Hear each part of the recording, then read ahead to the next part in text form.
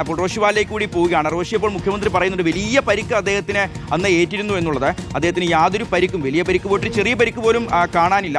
ഈ മുഖ്യമന്ത്രിയുടെ ഓരോ പത്രസമ്മേളനം കഴിയുമ്പോഴും പ്രതിപക്ഷം ഹാപ്പിയാണെന്നുള്ളതാണ്. അവർക്ക് വീണ് കിട്ടുകയാണ്. അദ്ദേഹം പറയുന്ന ഓരോ വാദങ്ങളും പൊളിയുകയാണ്. അതായത് ഒരു ഫാക്ട് ചെക്ക് നടത്തേണ്ടി വരുന്നു എന്നുള്ളതാണ് ആരോപണം. അപ്പോൾ മുഖ്യമന്ത്രി പറഞ്ഞതിന് ശേഷം അത് ഒരു ഫാക്ട് ചെക്ക് നടത്തിയത് സത്യമാണോ കള്ളമാണോ എന്ന് സ്ഥിരീകരിക്കേണ്ട അവസ്ഥയുണ്ടെന്ന് പ്രതിപക്ഷം പറയുന്നു. താൻ പറയാൻ പോകുന്ന കാര്യങ്ങൾ ഇന്ന കാര്യങ്ങളാണ് എന്നുള്ളത് നേരത്തെ മുഖ്യമന്ത്രി ഒന്ന് ഫാക്ട് ചെക്ക് നടത്തിയാൽ ഇത്ര അബദ്ധം പറ്റിക്കൊള്ളണമെന്നില്ല. ഇപ്പോൾ ഓരോ വാർത്താസമ്മേളനം, ഇപ്പോൾ കഴിഞ്ഞ ആഴ്ച, അതിന് മുൻപത്തെ ആഴ്ച, ഓരോ വാർത്താസമ്മേളനത്തിലും എന്തെങ്കിലും ഒരു പ്രശ്നം ഉണ്ടാവും മുഖ്യമന്ത്രി വാർത്താസമ്മേളനത്തിൽ. ഇപ്പോൾ ഈ ഹെലികോപ്റ്റർ യാത്രയുമായി ബന്ധപ്പെട്ട ആ ഇൻവെസ്റ്റർ ആരാണ്, ആ ഒരു കൊച്ചിയിലേക്കുള്ള യാത്ര, അതിൽ പറഞ്ഞ കാര്യങ്ങളിലൊന്നും പിന്നീട് ഒരു വിശദീകരണം പോലും നൽകാൻ കോൺഗ്രസ്സുകാർക്ക് പോലും ന്യായീകരിക്കാൻ കഴിയുന്നില്ല എന്നുള്ളതാണ്. അപ്പോൾ ഇന്നും പറഞ്ഞ കാര്യങ്ങൾ ഇതാ പച്ചക്കള്ളമാണ്, തെറ്റാണ് എന്നതാ വസ്തുതയോടുകൂടി നമുക്ക് ബോധ്യപ്പെടുത്താൻ കഴിയുന്നുണ്ട് പ്രേക്ഷകരെ. കാരണം ആ ഡേറ്റുകൾ തമ്മിൽ അത്ര വലിയ അന്തരമുണ്ട്, വ്യത്യാസമുണ്ട്. അപ്പോൾ എങ്ങനെയാണ് ഇത്തരത്തിൽ നമ്മുടെ ഒരു മുഖ്യമന്ത്രിയല്ലേ അപ്പോൾ വീണ്ടും ഇങ്ങനെ അബദ്ധം പറ്റുന്നത്? അദ്ദേഹം പറയുന്ന കാര്യങ്ങളെല്ലാം ഒരു നുണയാണ് എന്ന് നമുക്ക് പറയേണ്ടി വരുന്നത്. പ്രതിപക്ഷത്തിന് ആരോപണം ഉന്നയിക്കാനുള്ള അവസരം അതെങ്ങനെയാണ് വന്നു ചേരുന്നത് റോഷി?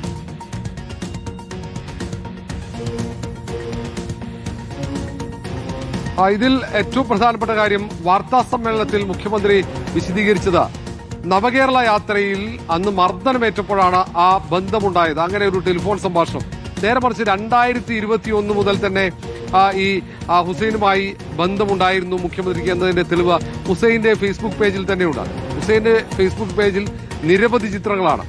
ആ ചിത്രങ്ങൾ, ദൃശ്യങ്ങളുണ്ട്, ചിത്രങ്ങളുണ്ട്. ആ ചിത്രങ്ങൾ പരിശോധിക്കുമ്പോൾ മുഖ്യമന്ത്രി വി ഡി സതീശനും ഹുസൈനും തമ്മിൽ ആത്മബന്ധം നമുക്ക് വ്യക്തമാവുകയും ചെയ്യും. അത് മുഖ്യമന്ത്രിയുടെ ദേശത്തെ വീട്ടിൽ, പിന്നീട് പറവൂരിലെ ഓഫീസിൽ, പ്രതിപക്ഷ നേതാവായിരിക്കെ നിയമസഭയിലെ ഓഫീസിൽ, ഒപ്പം പ്രതിപക്ഷ നേതാവിന്റെ ഔദ്യോഗിക വസതിയായ കന്റോൺമെന്റ് ഹൌസിൽ, അങ്ങനെ തുടങ്ങിയ എല്ലായിടത്തും ഹുസൈൻ എന്ന MDMA കേസിലെ പ്രതി കയറി ഇറങ്ങിയിട്ടുണ്ട് എന്നതിന്റെ തെളിവ് അത് ആ ഫേസ്ബുക്ക് പേജിലൂടെ തന്നെ വ്യക്തമാണ്.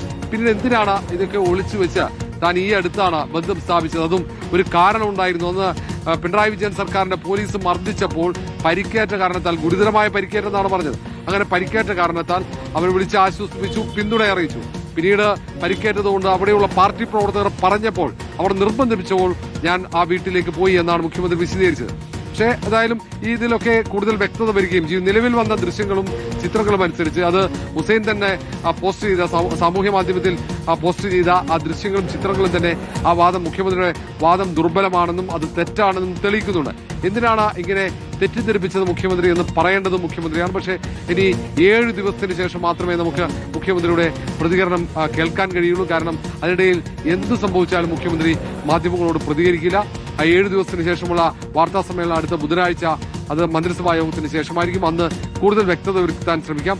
എന്താണ് മുഖ്യമന്ത്രി ഇങ്ങനെ MDMA കേസിലെ പ്രതിയുമായുള്ള ബന്ധം മറച്ചുവെക്കുന്നത് എന്നടക്കമുള്ള കാര്യങ്ങളിൽ ആ ദിവസങ്ങളിൽ നമുക്ക് ഉത്തരം ലഭിക്കുമെന്ന് പ്രതീക്ഷിക്കാം.